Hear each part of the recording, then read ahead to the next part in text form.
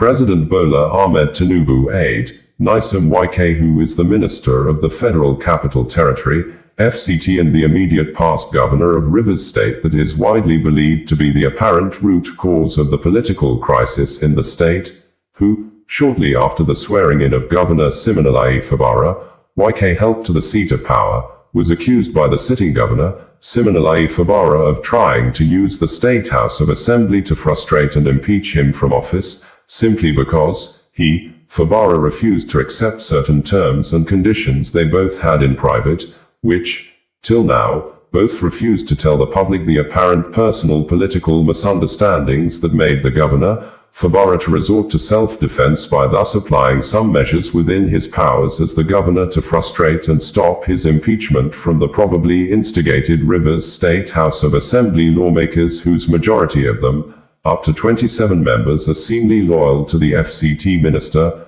who, Wike, a few days ago, was the person that announced through the media to the general public that if an Ijaw son, Siminalayi Fubara, is impeached, nothing would happen, a statement he made, suggesting he may have conspired with the lawmakers to impeach the Governor, because by his statements during the press conference, he was probably already doing damage control even when the House of Assembly has not served the Governor an impeachment notice. But, in the face of the foregoing facts, the Nigeria Minister of Justice and the Attorney General of the Federation, Lateef Fagbemi, at a press briefing a few hours ago at the State House in Abuja, exonerated the FCT Minister and said categorically that the FCT Minister has no hand in the political crisis that has engulfed the oil-rich Rivers State, leading to militants bombing crude oil pipelines to destroy Nigeria's economy, probably as a way of protesting against the federal government's seemingly one-sided style of handling misunderstandings in the state. Detailed statements of the Minister of Justice and the Attorney General of the Federation, as transcribed and reported by Channels Television, are presented verbatim below. At a media chat with State House correspondent in Abuja, the AGF said President Bola Tinubu acted timely with his proclamation of emergency rule in Rivers State, the suspension of the Governor, and the appointment of a sole administration. Vice Admiral Ijaw, retired. Fagbemi said Fubara demolished the State House of Assembly complex to avoid being impeached and refused to rebuild it more than 1 year later. The Justice Minister said Fubara failed to implement the February 28, 2025 ruling of the Supreme Court and did not caution militants who had threatened to blow pipelines in the state. There was not a word dissuading the militant who issued the threats, he said. He said the situation could be allowed to continue as the critical economic lifeline of the nation was criminally touched. Fagbemi also said the emergency rule declaration was some sort of saving grace for Fubara, who has been served impeachment notice. If that impeachment had been allowed to take its full course, the Governor would have entirely lost and completely. So, in a way, instead of allowing the impeachment to continue, and which in the end would have seen both the Governor and the Deputy Governor out of office for the entirety of their 4-year term with the remainder of what they have, a balance of 2 years and 2 months, the AGF said. Fagbemi said the Minister of the Federal Capital Territory, FCT, Nyesom Wike, did not feature in the matter that was decided by the Supreme Court and should not be sentimentally brought into it. Wike, the immediate past Governor of Rivers State, has been locked in a protracted power tussle with Fubara, his estranged former political godson, for about 2 years. The apex court had backed the pro-Wike assembly led by Martins Amaewhule. Fagbemi said Wike should not be brought into the matter as he was not responsible for the actions of Fubara, who failed to act in line with the constitutional requirements of getting the approval of the state legislators in the affairs of running the state. He said, "There are occasions when it comes to national issues, we have to come out plainly and sincerely. Where do you put the Minister of the FCT in this case? Was he the one who asked for the demolition of the House of Assembly? Was he the one who said the Governor should not present the budget to the House of Assembly? Was he the one who advised the Governor not to go through the House of Assembly for purposes of ratifying the Commissioner nominees? I don't know, because if you want to look at a case, you look at the facts that have been presented. The Supreme Court made these critical findings. The FCT Minister did not feature. Assuming he featured, he would have featured on the side of the legislators, but what you have here is let everybody go home for the first 6 months. So, I don't see his hands here in what we have.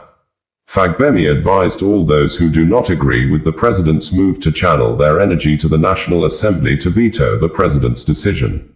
We had reported that 2 female lawmakers, Marie Ebukake, PDP, Bayelsa State and Blessing Amadi, PDP, Rivers State on Wednesday engaged in a heated argument almost leading to a fight at the National Assembly ahead of the plenary session scheduled by the National Assembly leadership to discuss, approve or reject the proclamation of state of emergency declared on Tuesday night by President Bola Ahmed Tinubu over the apparent personal political crisis between the state governor, Siminalayi Fubara, and Tinubu's aide, Nyesom Wike, the FCT Minister and the immediate past governor of the South state. We had reported that the former Vice President of Nigeria, Atiku Abubakar, and former Governor of Anambra State, Peter Obi, both of whom were co-contestants as presidential candidates in the last presidential election in Nigeria, have reacted to the state of emergency and suspension of elected government in Rivers State by President Bola Ahmed Tinubu, with Atiku accusing and describing President Bola Ahmed Tinubu as a vested partisan actor in the political turmoil engulfing Rivers State. We had reported that the Nigeria President, Bola Ahmed Tinubu, in a nationwide broadcast on Tuesday evening, for the first time more than a decade in the history of the West Africa country, declared a state of emergency in Rivers State and suspended for initial 6 months the governor, Siminalayi Fubara, and his deputy, Ngozi Odu, all elected members of the State House of Assembly, and appointed retired Vice Admiral Ibok Ibas as administrator to work with the existing laws of Rivers State with the members of the state judiciary following the apparent personal political crisis between the Rivers State governor, Siminalayi Fubara, and his former boss and the immediate past governor of the state, Nyesom Wike, who is currently the Minister of the Federal Capital Territory, FCT, that was seen a few days ago in a viral video apparently making careless statements as a government official, statements capable of instigating a particular ethnic group against the government, wherein the FCT minister has said thus, that Ijaw people, a minority group in the South, and if their son, Fubara, is impeached, nothing would happen. After the statements, Wike refused to apologize to the Ijaw people despite public outcry and condemnations. Days after, as confirmed by President Bola Ahmed Tinubu, some militants started destroying crude oil pipelines in Rivers State as media reports trends and indicated that pro-Wike lawmakers may have concluded plans to impeach Governor Siminalayi Fubara. The questions are more or less related, but let me start on the note of how we got to where we are today. How did it all start? That is about the genesis. We all know how we got here. Since 2023, I think towards the end of 2023, things have not been going on well, to the extent that the governor took the law into his hands and demolished, brought down the House of Assembly. Don't forget the role of the House of Assembly.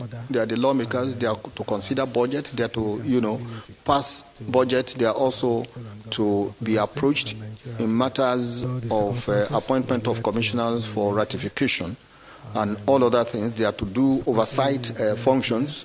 So since that happened, things have not been the same at all. In a community of 32, you expect that at least 15 or 16 will be there to do the job.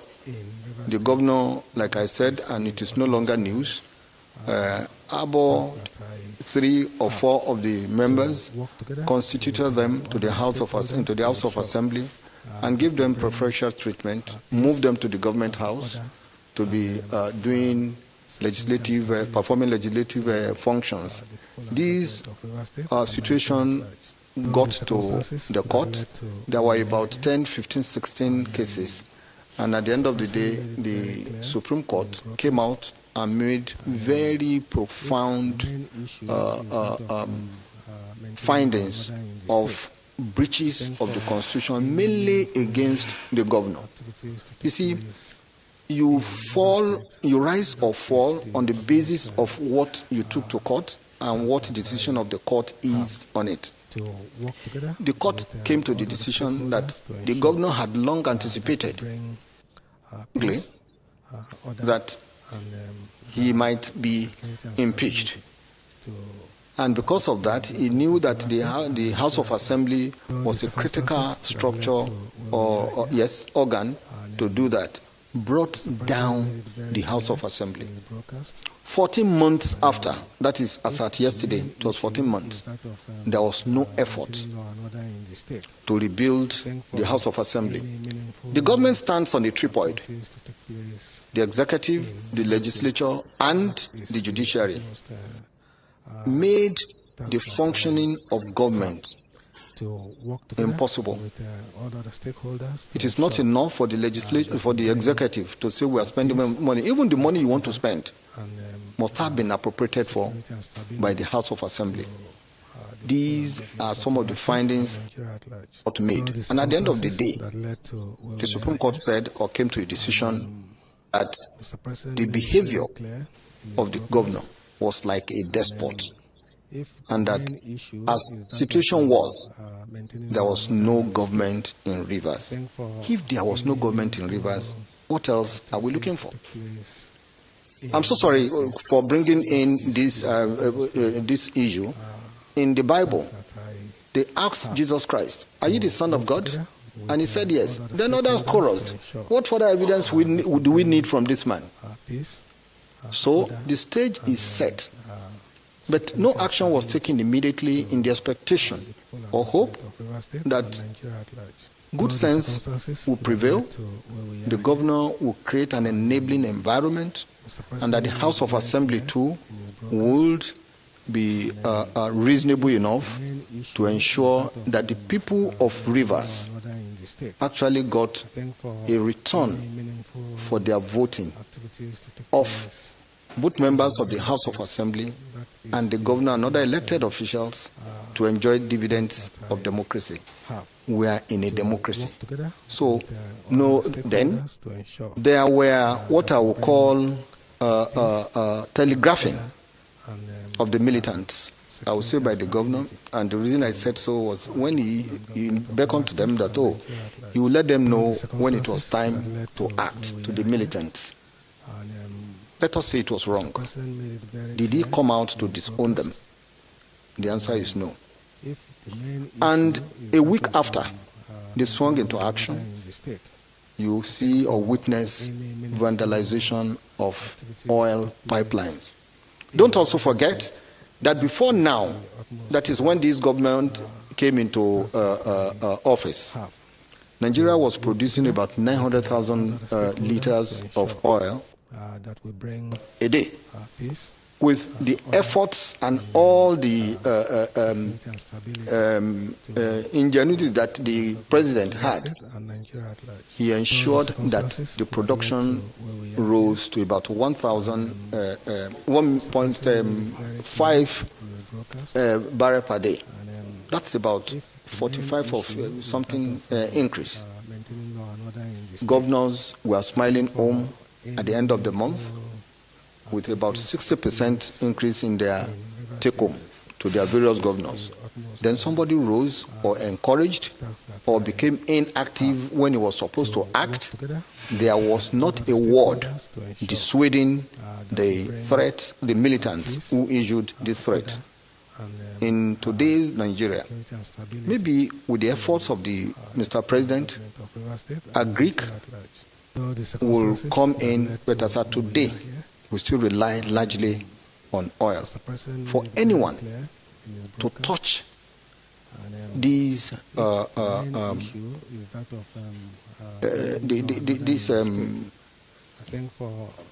pipelines, it's not only the enemy of Rivers, it's the enemy of Nigeria. All Nigerians, all the 36 states share in what comes in from the production of this oil. And I believe that the decision of Mr. President is anchored on the decision of the court, Supreme Court, as that. The second one is the inability of those involved, both the House of Assembly and the governor, from being able to, create an enabling environment for the people of Rivers to enjoy the dividends of democracy. Then the third series is about the security situation in that place.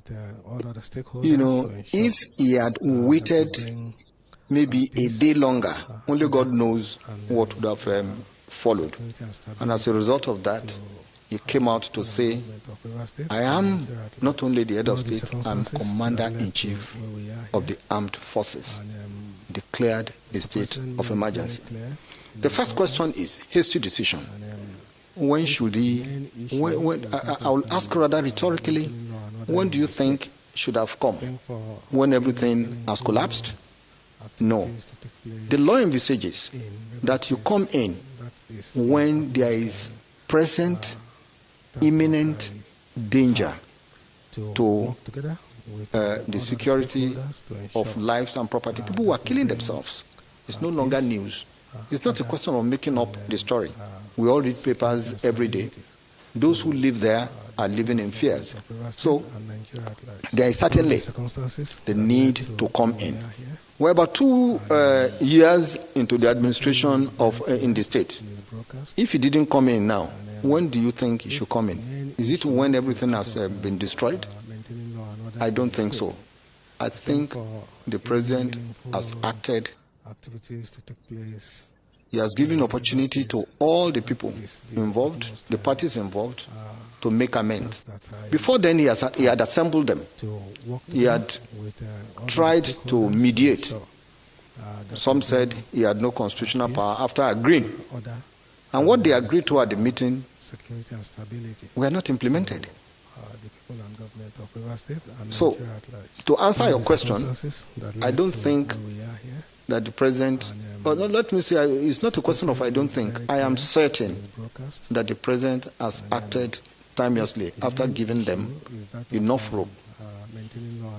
And as the commander-in-chief of the armed forces, it was a tough decision for him to make.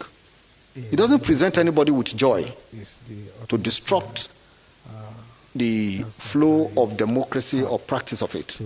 But the Constitution itself envisages that there may be this type of situation. And that was why it is provided in Section 305 of the Constitution that extraordinary situations might arise. This is one of such extraordinary situations. The second one is about removing the governor, removing the deputy governor. You see, you decide each case on its own peculiar facts and circumstances. Who are the people involved? Who are the parties involved in this saga? They are the governor, members of the House of Assembly. So who else should have been affected? I've heard this funny argument. I'm sorry for saying it is funny because it doesn't make any sense to me. That the president should have just gone there to secure the pipelines and then come back. When some people are there encouraging vandals to come in. The action of the president is what happened is the effect of a fundamental cause, and you cannot be treating the cause, the effect, in order to cure the cause. What was the cause? The governor and members of the House of Assembly. So you don't try to. You have to behave responsibly, and you must have the guts.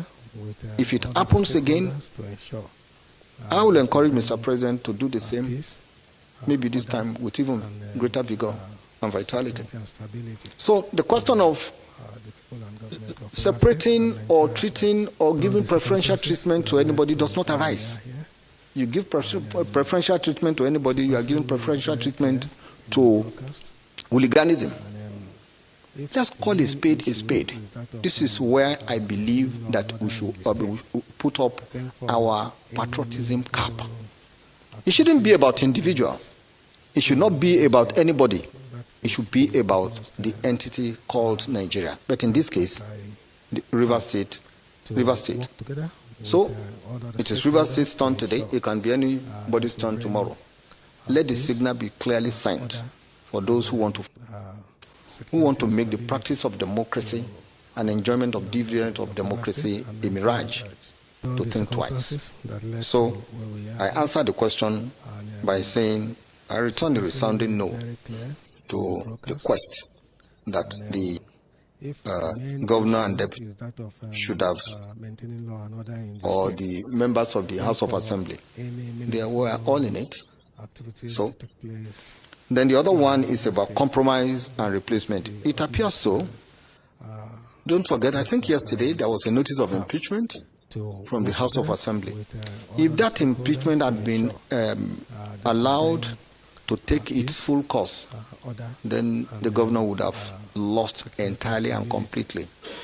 So in a way, if you say it's a compromise, I will agree that instead of allowing the impeachment process to continue, and which in the end would have seen both the governor and the deputy governor out of office, and mean out for the entirety of the 4-year term, with the remainder of what we have.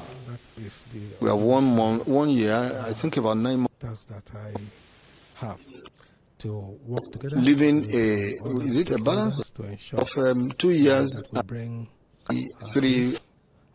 Thank you. Bringing you the news in a more digital way.